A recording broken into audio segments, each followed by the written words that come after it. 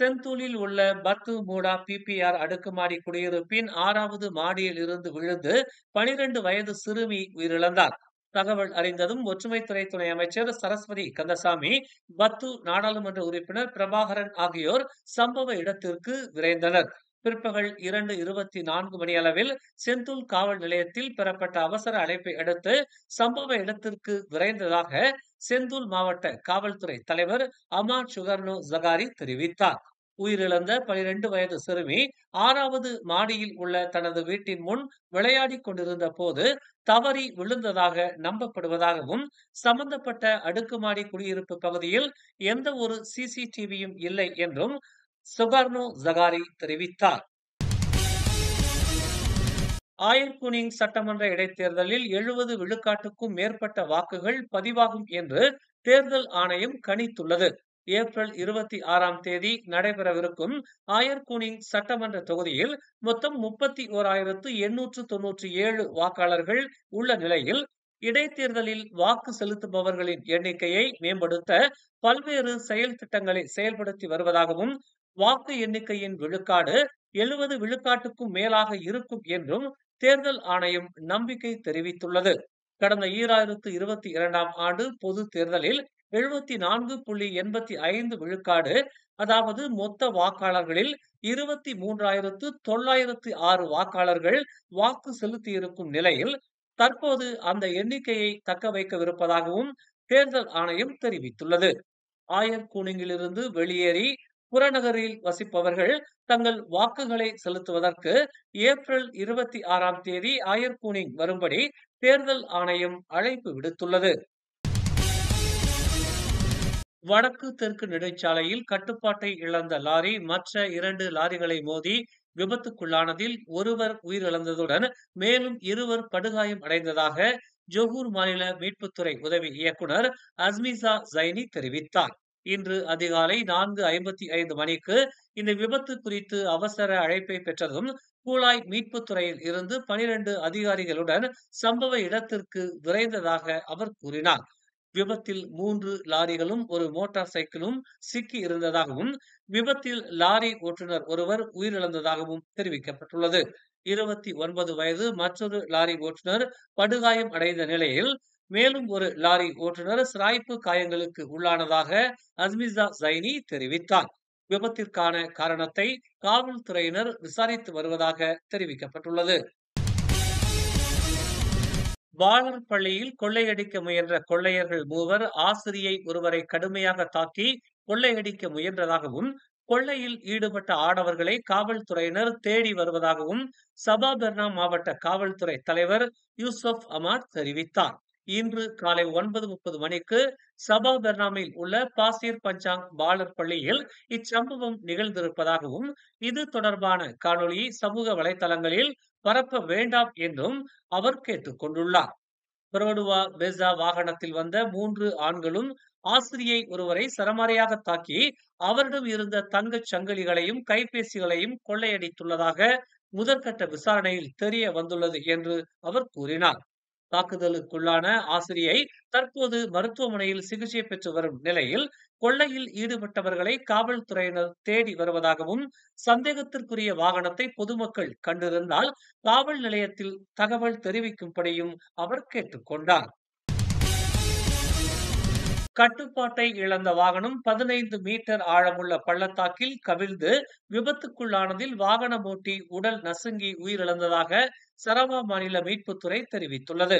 நேற்று மாலை 4:15 மணிக்கு பிந்துலுவில் உள்ள ஜீவா மூர்னி சாலையில் இந்த விபத்து நிகழ்ந்ததாக தெரிவிக்கப்பட்டுள்ளது. வாகனத்தில் இருந்த 5 படுகாயத்துடன் மீட்கப்பட்டு மருத்துவமனையில் சிகிச்சை பெற்று வரும் நிலையில், விபத்து குறித்தான காரணத்தை காவல்துறையினர் விசாரித்து வருவதாகவும் தெரிவிக்கப்பட்டுள்ளது. இரவு 7:30 மணிக்கு மீட்பு பணிகள் நிறைவடைந்ததாகவும், உயிரிழந்தவரின் உடல் பிரேத பரிசோதனைக்காக பெலாகா மருத்துவமனைக்கு கொண்டு செல்லப்பட்டிருப்பதாகவும் தெரிவிக்கப்பட்டுள்ளது. குழந்தைகளை வாங்குவதற்கும் மோசடியான பிறப்புச் சான்றிதழ்களை வழங்குவதற்கும் ஏற்பாடு செய்த கும்பலில் ஈடுபட்டதாக கூறப்படும் குற்றச்சாட்டில் 2 பெண்கள் தடுப்பு காவலில் வைக்கப்பட்டுள்ளனர்.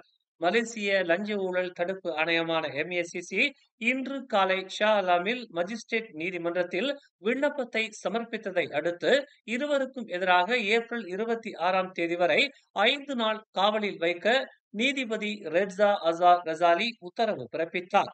40 வயதுடைய சந்தேக நபர்கள் இருவரும் நேற்று மதியம் 1 மணி அளவில் ஸ்லாங்கூர் MACC அலுவலகத்தில் வாக்குமூலம் அளிக்கும் போது கைது செய்யப்பட்டதாக தெரிவிக்கப்பட்டுள்ளது.